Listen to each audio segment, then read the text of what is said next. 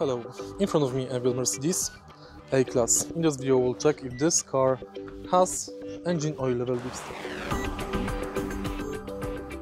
In order to check it, let's lift up the hood.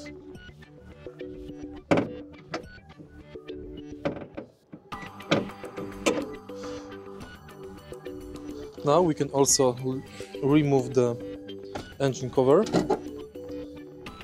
And as you can see, this car is not equipped with dipstick. Sometimes it happens that car has engine oil level sensor and you will have notification about engine oil in the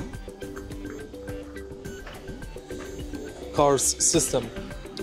Unfortunately, if the sensor dies, you'll have to go to Mercedes service to replace it. There is no other way to check engine oil level.